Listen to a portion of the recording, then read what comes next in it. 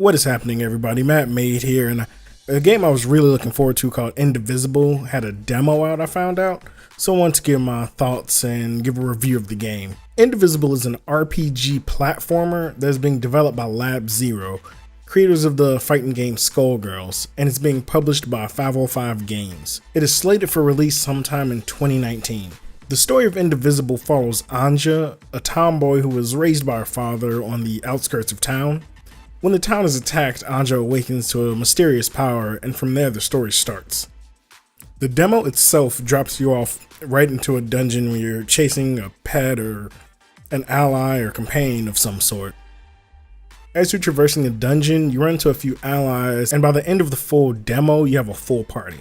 In your party are Anja, a hand/axe wielder, Zebi, the archer, Razmi, hope I'm pronouncing these right, the shamaness. Isn't that pretty much a shamaness? Anyway, Razmi, the shamaness, and Tungar, the Urumi user. Apparently, the Urumi is a super flexible blade that can be used similar to a whip. In my mind, it's kind of like what Ivy from Soul Calibur has. Each of the characters is really unique and adds something to the party. The mashup of platformer and RPG is really odd. As you explore the dungeon, you have your basic platform mechanics. You can wall jump, your standard ledge grabs and things of that nature. However, when you approach an enemy and either hit them or get hit, then you get into the fight. You then form up RPG style, and then the real action begins. Each character has a meter for attacking and can attack in any order. All of the characters are also mapped to a button for both attack and defense. They can have 1, 2, or 3 bars, and each bar is a single attack. And you can mix and match their attacks, so you can do one with one with another, and then flip to a third. And as long as they have a bar left, they can attack. You can set up combos or plan things out to get the most damage on one or a group of enemies. However, not all attacks connect, so you have to play around with what moves do and don't work together.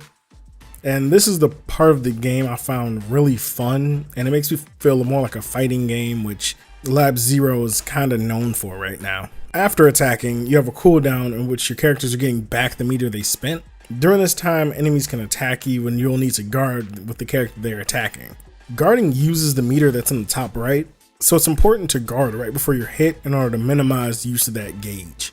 On a successful guard, you are awarded meter, so if done correctly, you can gain more meter while guarding. You do still take damage, however, so depending on the health of your character, it may or may not matter if you guard or not. The mechanics are fairly deep, and it takes a while to get used to the blocking and timing the blocks right. Also, if there's an enemy targeting the ally in the back, the ally in the front could get hit depending on the move the enemy uses. Aside from that meter in the top right being used for defense, you can also use it to do something similar to a super for each character. This can either be a high damage or a healing move.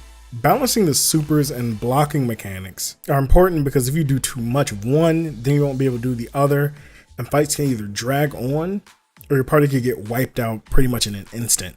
Visually, Indivisible is stunning. The sprites have many frames of motion, and even simply changing directions has quite a few animations to it.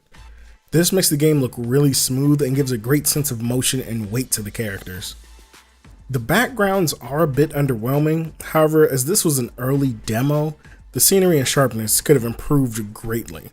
The enemy models are also really sharp and detailed. Each enemy feels like it had the time and the love and care and details put into them that they needed, and it really gives the world life. Hopefully more weapons are added that the characters can get that will really alter their playstyle like the axe does with Anja. Overall, the sprites are phenomenal, but the backgrounds and dungeons can really use some work. As for the dungeon itself, it had some puzzle elements that made you have to explore to find things. For instance, I had to backtrack in order to find an axe cut through vines and things in my way. Hopefully more weapons are added that the characters can get that will really alter their playstyle like the axe does with Anja. While I only got to explore the one dungeon in the demo, there are quite a few enemies and they even had different colors and sizes. Each enemy is completely different and has multiple moves. Learning how each enemy functions is important as some of the moves are multi-hit and can hit other party members that may be standing in the way. Like there was this really weird grudge looking enemy, like from the movie The Grudge, that could spew acid or do some sort of drill attack. The drill attack would be targeting my rear character and hit Anja as well since she was right in front of her. I found that a bit annoying. However, if you're paying attention and know it's coming, you can easily just block it. Unfortunately, some of the moves and sounds seem to be rehashes of things I found in Skullgirls. For instance, the sound of someone being hit feels like a one-to-one copy of the hit sound from Skullgirls.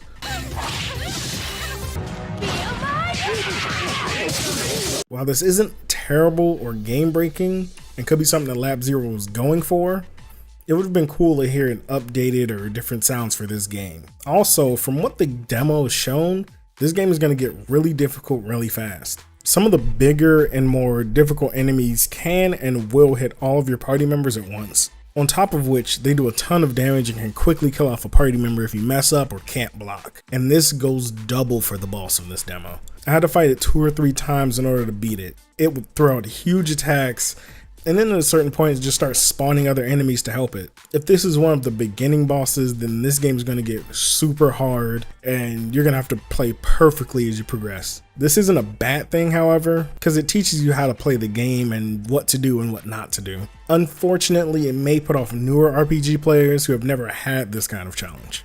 Overall, Indivisible looks to be a fun and interesting mix-up of genres. If they stayed on this track since the demo, then the game will definitely be a smash hit. I'm hoping that when the full release rolls around, that the backgrounds look sharper and maybe update a few of the sounds so they're different and you can differentiate them from Skullgirls. Other than that, Lab Zero has me hooked with their new franchise, and I can't wait to see what else is in store. But with that being said, let me know what you guys think about Indivisible in the comment section down below. Do you like it? Does it look interesting? Do you think the sprites and characters look cool? What are your thoughts? And don't forget, if you like weekly reviews and daily Let's Plays, consider striking that subscribe button. This is Mattmade, and I will see you guys next time. I